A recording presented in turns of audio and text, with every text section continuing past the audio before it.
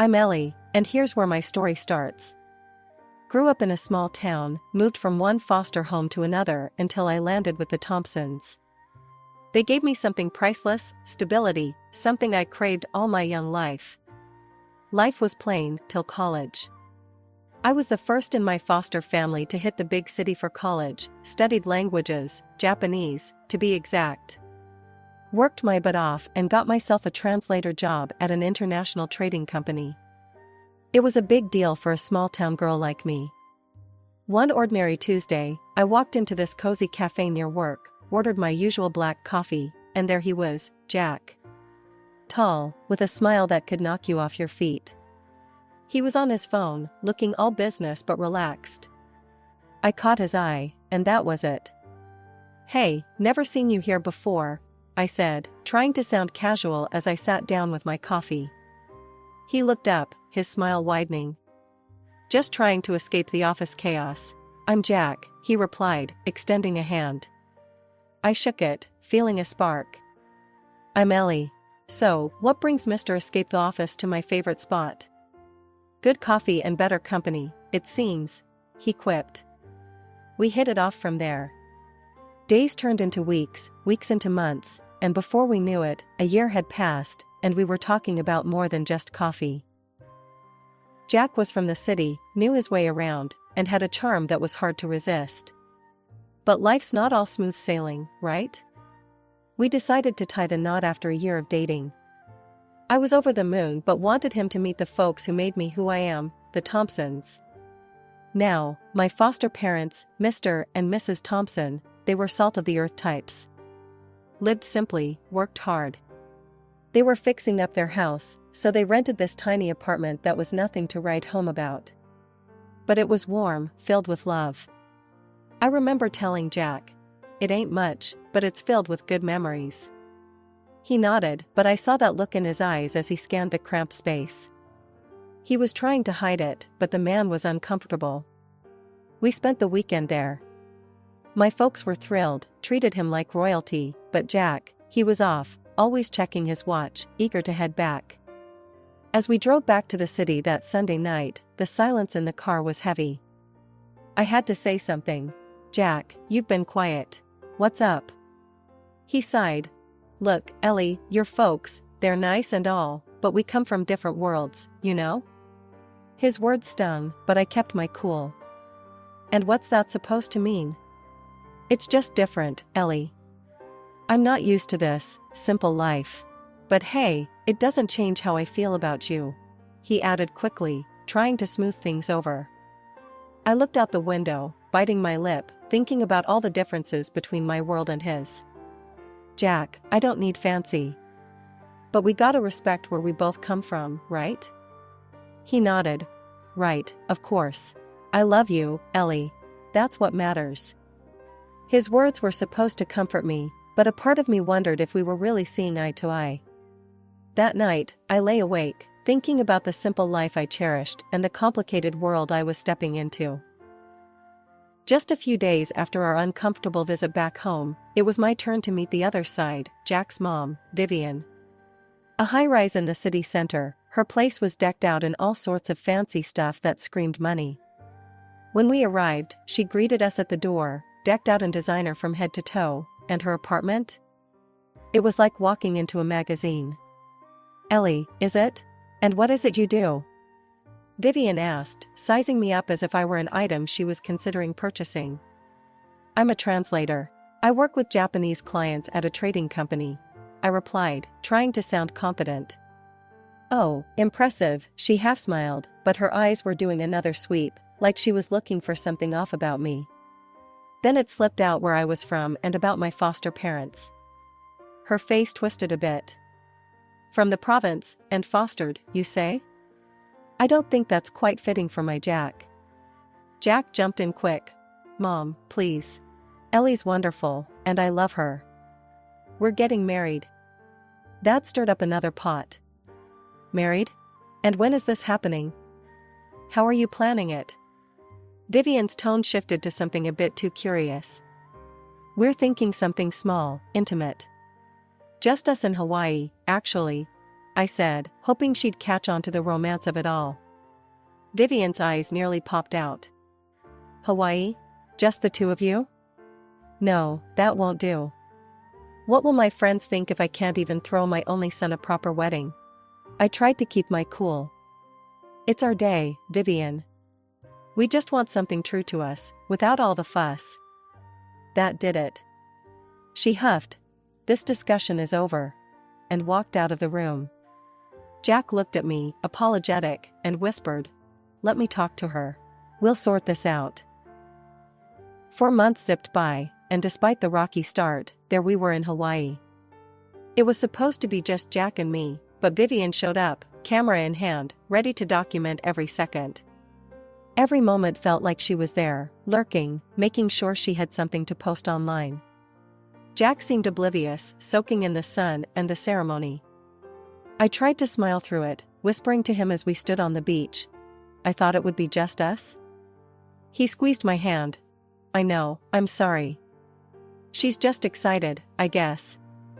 Let's just try to enjoy our day." Vivian was buzzing around us, her phone always up. "Smile here. Oh, this will look fabulous on my feed." I felt like a prop in her social media show, not a bride on her wedding day. It was our special day, but somehow, it had turned into another one of Vivian's extravaganzas. Coming back home as newlyweds should have been all about those cozy, love-soaked days, you know, breakfast in bed, slow dances in the living room, that kind of stuff. And it was, at least at first. Jack slipped this stunning ring on my finger the day we got back, the kind that catches the light and just won't quit sparkling.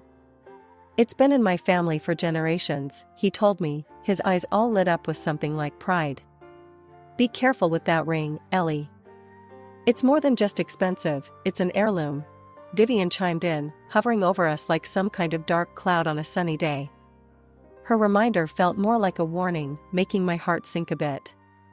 The first few weeks, Jack and I were in our little bubble, stealing kisses, making dinners together, the whole 9 yards. But then Vivian started dropping by. Unannounced. All the time. It started one afternoon when I was folding laundry and the doorbell rang. There she was, Vivian, with that look on her face like she was about to inspect a military base. "Just checking in on my favorite newlyweds," she said, but her eyes darted around like she was searching for something wrong. I tried to be polite, make small talk even as she wandered into the kitchen, her fingers sliding over every surface. "Ellie, darling, do you ever clean? And where are the fresh vegetables? A man needs his greens." Her tone was dripping with disapproval. Jack just shrugged it off when I told him later. "She means well, babe. Just try to go with it." "Go with it?" I echoed, frustration bubbling up. "Jack, she's treating me like I'm on trial in my own home." He kissed my forehead, all casual like that was supposed to fix everything. "She's lonely, Ellie. Let's just cut her some slack, okay?" Slack turned into more slack, until one day I got home late from work. We'd just signed a huge contract with a new client from Japan, and I was buzzing with the thrill of it all, that is, until I found Vivian in my living room, an uninvited storm brewing. "I heard you've been spending a lot of time at the office." "Late nights, She raised an eyebrow, her voice thick with suspicion. "Yeah, it's a big project. Lots of new opportunities." I tried to explain, but she had a different opinion. 2 days later, Vivian personally came to my office and began counting out loud the men working with me, loudly suggesting I could be having an affair with one of them. Then, without an invitation, she barged into my boss's office. Seeing he was already elderly, she loudly proclaimed, "Well, she definitely won't mess with the old man." I was mortified, my face red as a beetroot. I demanded she leave, apologizing profusely to my boss and colleagues for the disruption. Thankfully, my boss, Mr. Jackson, had a sense of humor and just laughed it off, but the damage was done. That night, I'd had enough. I cornered Jack in our bedroom, my voice low and tight. "Your mom crossed a line today, Jack. She's accusing me of cheating. It has to stop." He sighed, long and heavy. Just try to get along. Please, for me. But getting along felt more and more like putting up with nonsense. Things between Jack and me started getting rocky, and due to the fact that Vivian was always whispering in his ear. Lately, Jack had been picking apart everything about me, from the way I dressed to the hours I worked. He had never minded before, but suddenly, everything was a problem. "Ellie, why you gotta wear that to work?" Jack frowned one morning as I got ready. "It was just a blouse and skirt combo, nothing fancy." "It's professional, Jack." "What's wrong with it?" I replied, adjusting my skirt. "It's too much. You're just inviting comments, working with all those guys." His tone had an edge, and I knew this wasn't really about my clothes. That was becoming a regular thing now. It got worse on my birthday. My boss gave me a small gift, a book with a note that read, "To my practically daughter." It was innocent, a kind gesture, but Jack blew it out of proportion. "You see? That's exactly what I'm talking about." "Why is he giving you gifts?" "It's not right, Ellie." Jack was livid when he saw the book. "Jack, it's just a book." "He's like a father figure to me." I tried to explain, but Jack's eyes were clouded with suspicion, all thanks to Vivian's constant meddling. All this tension was a relief to escape when I headed out on a business trip to a neighboring city. Our company was setting up a new factory, and I was looking forward to the break from all the drama at home. The trip went well, and I was wrapping up with a dinner with our Japanese partners when I noticed shadows lurking near the restaurant. My heart raced. The street was dimly lit, but as I walked towards my hotel, the shadows moved closer. Panicked, I asked two colleagues to walk me back. As we neared the hotel entrance, the light from the lanterns revealed who was following me, Jack and Vivian. "What the hell, Jack? What are you doing here?" I blurted out, unable to hide my shock. Vivian stepped forward, her face twisted in anger. "We're making sure you're not up to no good. Can't trust you around all these men, can we?"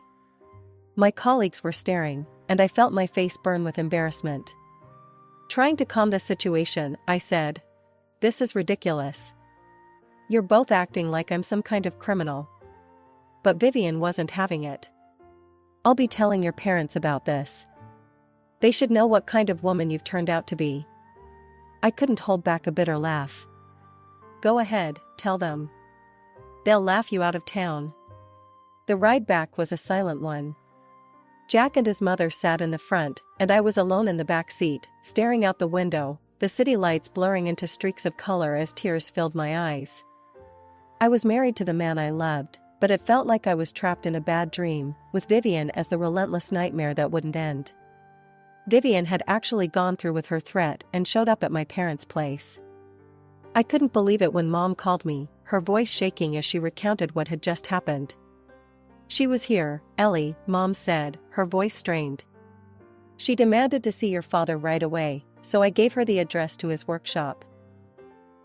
I felt my stomach drop. Dad was at his workshop, where he spent most of his days crafting and creating in his element. Mom continued, "Your mother-in-law went there, saw your father in his work clothes, all stained from the glass dyes, and she just scoffed." I gripped the phone tighter, bracing myself. "When your father went over to greet her, he apologized for not shaking her hand, his were all stained from work, you know?"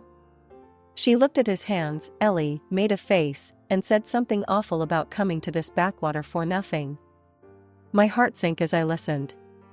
"She said she understands now why you turned out the way you did, and just left without another word. Thanks for telling me, Mom. I need to think about what to do." I hung up, feeling a mix of anger and hurt swirling inside. It wasn't long before Vivian made her next move. The very next day, she cornered me in the living room, her eyes cold and judgmental. "Ellie, now I see where you get your manners, or should I say, lack thereof. Your father, an ordinary worker, his hands permanently dirted. What kind of upbringing, what kind of manners, could you possibly teach any children?" I shuddered to think. Her words were like daggers, but before I could respond, Jack walked in. Instead of defending me, he went straight to his mother, taking her in his arms. "Mom, I'm sorry about all this. Ellie's family, they're just different from us." That was it. The last straw. I couldn't believe what I was hearing. Different? Is that your way of saying my family isn't good enough for your high standards? My voice broke, the hurt too deep. Jack looked at me, his eyes empty. "It's just how things are, Ellie. We come from different worlds." "So that's it, huh?" My voice rose, thick with emotion. "If I'm such a disgrace, why don't we just end this? If I'm so below you, let's get a divorce." Vivian's eyes lit up, almost gleefully. "Well, that sounds like a splendid idea." Jack just nodded, passively. "Maybe that's for the best." I spent the night in our guest room, tears streaming down my face. Every word Vivian said replayed in my mind, every dismissive glance from Jack.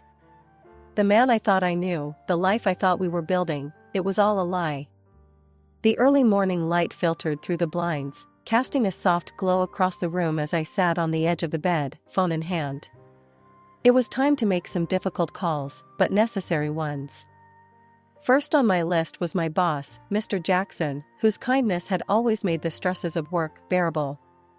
"Mr. Jackson, it's Ellie," I started, my voice a bit shaky. "I'm facing some personal issues and need to take some time off. I can take it unpaid if necessary."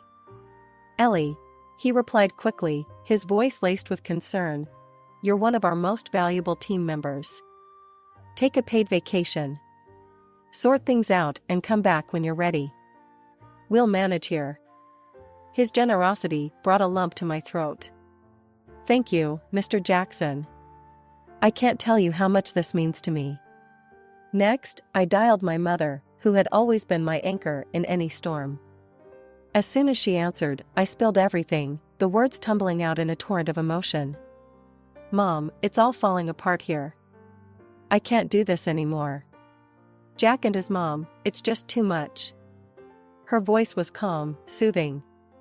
"Ellie, we've been prepared for this call. Your father and I are on our way. Just pack what you need." As I ended the call, I glanced around the room, my eyes landing on the few personal items I'd brought into this house, none of which felt like they belonged. I started packing, each item a reminder of the life I thought I'd build with Jack. Vivian appeared at the doorway, her presence like a dark cloud. "Remember, Ellie, only take what you bought with your own money.